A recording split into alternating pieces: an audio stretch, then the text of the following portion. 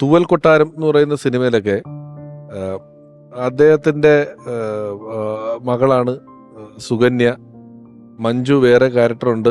മഞ്ജുവിന് വേണ്ടി ജയറാമേട്ടൻ പോയി കഴിഞ്ഞ് മുരളിയേട്ടൻ വന്നിട്ട് ഉണ്ണിച്ചേട്ടനോട് എൻ്റെ ഒരു മകൾക്ക് വേണ്ടി ഞാൻ അഭ്യർത്ഥിക്കുകയാണെന്നൊക്കെ പറഞ്ഞ് കുറേ പറയുമ്പോഴും തമ്പരാനൊന്നും ഓർക്കണം, ഞാനും ഒരു അച്ഛനാണെന്ന് പറയുന്നൊരു സീൻ കഴിഞ്ഞിട്ട് ഒരു ചെണ്ട എടുത്തിട്ട് ഒരു തൊഴുത്തിൻ്റെ ഭാഗത്തേക്ക് നിന്ന് ഉരുളേട്ടൻ കുറേ നേരം നിന്ന് കൊട്ടുന്നുണ്ട്. അങ്ങനെയാണ് ഒരു ഇമോഷൻ കാണിച്ചിരിക്കുന്നത്.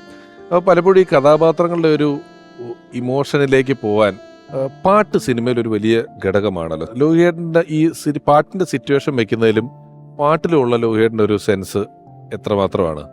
ലോഹിക്ക് വല്ലാത്തൊരു മ്യൂസിക്കൽ സെൻസുള്ള ആളാണ്. പാട്ടിനെക്കുറിച്ച് എഴുതുമ്പോൾ തന്നെ പാട്ടിൻ്റെ സ്വഭാവം രൂപം എന്തായിരിക്കണം എന്നൊക്കെ പറഞ്ഞ് രാഗങ്ങൾ അറിയാം അത്യാവശ്യം. അപ്പം കമ്പോസിങ്ങിനൊക്കെ ഇരിക്കുമ്പം കുറേ നേരം മിക്കവാറും ഒരു കച്ചേരി അവിടെ നടക്കുക.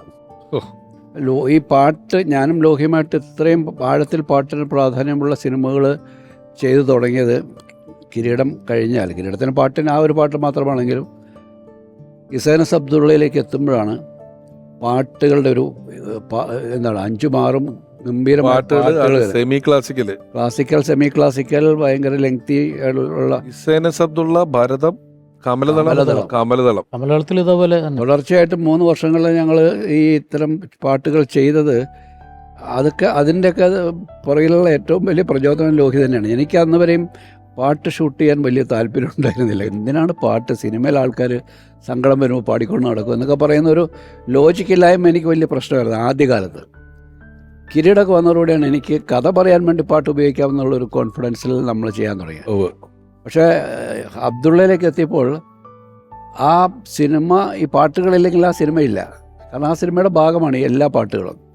ഭാരതത്തിലും അത് തന്നെയാണ്. ഈ പാട്ടുകൾക്കും സിനിമയുമായിട്ട് വേറിട്ടുള്ളൊരു എക്സിസ്റ്റൻസ് ഇല്ല. കഥ ഒരു പാട്ട് തുടങ്ങി തീരുമ്പോഴത്തേക്ക് കഥയ്ക്ക് ഒരുപാടുണ്ട്. കഥാപാത്രങ്ങൾ ഗായകരാണ്. കമലതളത്തിൽ എത്തുമ്പോഴത്തേക്കും അതും അങ്ങനെ തന്നെയാണ്. അപ്പോൾ എല്ലാത്തിനകത്തും പാട്ട് മാറ്റി നിർത്തിക്കൊണ്ടായ സിനിമ നിലനിൽക്കത്തില്ല. അങ്ങനെ വരുമ്പോൾ നമുക്ക് കോൺഫിഡൻസ് ഉണ്ട്. നമ്മളെ തന്നെ വിശ്വസിപ്പിക്കാൻ പറ്റും, ഇത് വേണ്ടതാണ്, ഇതിൻ്റെ ലോജിക് ഉണ്ടെന്നുള്ളത് തോന്നുന്നു. അത് സൃഷ്ടിച്ച ആൾ, ആ സാഹചര്യങ്ങളെ, ആ ഗാന സന്ദർഭങ്ങളെ കൊണ്ടുതന്ന ആൾ ലോഹി തന്നെയാണ്. ഈ ചെങ്കോലെടുത്താൽ ഞാൻ വളരെ കൗതുകത്തോടെ കണ്ടിട്ടുള്ളൊരു കാര്യമാണ്. കാരണം ഒരു സിനിമയിൽ ഈ പറഞ്ഞ കാര്യങ്ങളിലെല്ലാം പാട്ട് വരാൻ പല സിറ്റുവേഷനിലും ഉണ്ടെങ്കിലും മധുരം ജീവാമൃതബന്ധു എന്ന് പറയുന്ന പാട്ട് വന്ന് കയറുന്നത് ആ സിനിമയിലുള്ള ആളേ അല്ല ആ പാട്ട് പാടുന്നത്. അതൊരു ഒരു യാചകൻ, അയാൾക്ക് പൈസ കൊടുത്ത് അവിടെ നിന്ന് പാടിച്ച് അവിടെ ഒരു പാട്ട് കയറുകയും ആ പാട്ട് വർക്ക് ചെയ്യുകയും എന്ന് പറയുന്നത് ഒരു വലിയ കാര്യമാണ്. നമ്മുടെ ആദ്യത്തെ എപ്പിസോഡ് നസീർ സാറിനെ പറ്റിയായിരുന്നു. അപ്പം ഷീലാമ്മയൊക്കെ വന്നിട്ടുണ്ടായിരുന്നു. അപ്പം ഇങ്ങനെ വർത്താനം പറയുന്നതിനിടയിൽ ഒരു കാര്യം അറിയാണ്ട് പറഞ്ഞു പോയതുകൊണ്ട്, ഒരു സീനുകൾ പറയാൻ പറഞ്ഞാൽ നമുക്ക് പാടാണെങ്കിൽ നസീർ സാറിനെ പോലെ ഒരാളെ നമ്മൾ എപ്പോഴും ഓർക്കുന്നത് അദ്ദേഹത്തിൻ്റെ ഒരുപാട് പാട്ടുകളിലൂടെയാണ്. നിത്യഹരിത നായകൻ എന്ന് വിളിക്കുന്നതിന് മുഴുവൻ കാരണം പാട്ടുകളാണ്. ഞാൻ പറഞ്ഞു വന്നത് നിങ്ങൾ ആ കാര്യത്തിൽ വലിയ ഭാഗ്യവാനാണ്. നിങ്ങൾക്ക് നല്ല പാട്ടുകളുണ്ട്. ഉള്ളത് വിരൽ തൊട്ടാൽ വിരിയുന്ന പെൺപൂവയാണെങ്കിലും ജോക്കറിലെ പാട്ടുകളാണെങ്കിലും എല്ലാം വളരെ പോപ്പുലറായ പാട്ടുകൾ ഒരു നടനുണ്ടായിരിക്കുക. അത് ദാസേട്ടനും ജയേട്ടന്റെയും ശബ്ദത്തിലാണെന്ന് തോന്നുന്നല്ലേ പാട്ടുകൾ.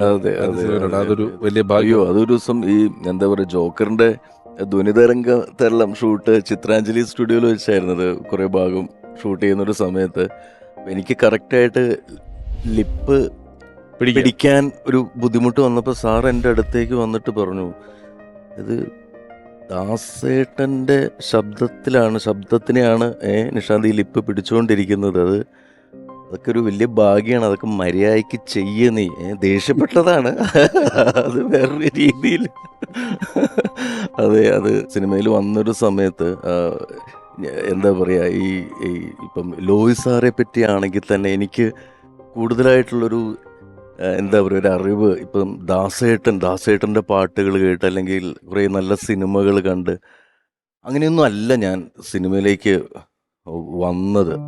ഞാൻ ഈ എന്താ പറയുക, സൽമാൻ ഖാൻ്റെ മസിൽ കണ്ടിട്ട് ഇതേപോലെ മസിൽ വരിപ്പിച്ചാൽ സിനിമയിലെത്താം, അങ്ങനെ ഒരു ഇത്രയും ജെന്യൂൻ ആയിട്ടുള്ളൊരു സ്റ്റേറ്റ്മെന്റ് സിനിമയിൽ അടുത്ത കാലത്ത് കേട്ടിട്ടില്ല. വളരെ സത്യമായിട്ട് പറയുക, ഭയങ്കര ജെന്യൂൻ സ്റ്റേറ്റ്മെന്റ് ആയിപ്പോയി. അപ്പൊ അതുകൊണ്ട് തന്നെ എനിക്കൊന്ന് സാറിനും അത് മനസ്സിലായി ശരിക്കും, ലോഹി സാറിനും. ഇവനൊരു പൊട്ടനാണ് എന്നുള്ളൊരു കാര്യം വീണ്ടും ഒരു ജനം അല്ല. ആ. അപ്പൊ അതുകൊണ്ട് തന്നെ പറയുന്നത് അല്ലേ? അപ്പൊ സാർ അതുകൊണ്ട് തന്നെ എന്നെ എന്താ പറയാ സെറ്റിലുള്ള ഓരോ സമയത്ത് ഇപ്പം ദാസേട്ടന്റെ കാര്യം പറഞ്ഞ പോലെ ഒരു ഓർമ്മപ്പെടുത്തൽ, അതായത് നീ ഒരു എന്താ പറയാ ഇങ്ങനെ ഒരു പരിപാടിയിലാണ്, നീ ഇങ്ങനെ ഒരു നല്ലൊരു കഥാപാത്രം ചെയ്തുകൊണ്ടിരിക്കുകയാണ്. അതൊരു ഫിക്സഡ് ഡെപ്പോസിറ്റ് ഇട്ടേക്കുക നിങ്ങളുടെ പേരിൽ. പിൻവലിക്കാൻ പറ്റാത്ത ഒരു ഫിക്സഡ് ഡെപ്പോസിറ്റ് ഇട്ട് തന്നിട്ടാ പോയേക്കുന്നത്. വലിയ ഭാഗ്യമാണ്. അപ്പൊ എനിക്ക് അതിന്റെ ഒരു സീരിയസ്നെസ് എന്നിൽ ഉണ്ടോ എന്നുള്ളൊരു, ഞാൻ ഒരു ഭയങ്കര ഒരു ഒരു എന്താ പറയുക ഒരു സുഖിയനാണ് എന്നുള്ളൊരു ഒരു തോന്നലൊക്കെ ഉണ്ടായിരുന്നു സാറിന്. അത് സീരിയസ് ആയിട്ട് അല്ല ഞാൻ കാര്യങ്ങൾ എടുത്തിട്ടില്ല, അല്ലെങ്കിൽ അവൻ അങ്ങനെ ഒരു ഒരു ഗ്രാഹ്യം കാര്യങ്ങളെ പറ്റി ഇല്ല എന്നുള്ളൊരു ഇതുണ്ടായിരുന്നു. അപ്പോൾ സാറ് അത് എന്താ പറയുക, അത് സാർ ഓരോ നിമിഷവും സാർ അതെന്നിലേക്ക് ഇങ്ങനെ ഇട്ട് തന്നുകൊണ്ടിരിക്കുമായിരുന്നു ലൊക്കേഷനിൽ വെച്ച്. ഈ പാട്ടിനെ പറ്റി പറഞ്ഞപ്പം ലിറിക്സ് എഴുതുമായിരുന്നു പാട്ടുകൾക്ക്. ഈ സിനിമയിലെ ചെമ്മാനം പൂത്ത എന്നുള്ള പാട്ടൊക്കെ അതെ, അദ്ദേഹം തന്നെ ലിറിക്സ് എഴുതിയിട്ടുള്ളതാണ് സിനിമ പാട്ടുകൾക്ക് വേണ്ടിയിട്ട്.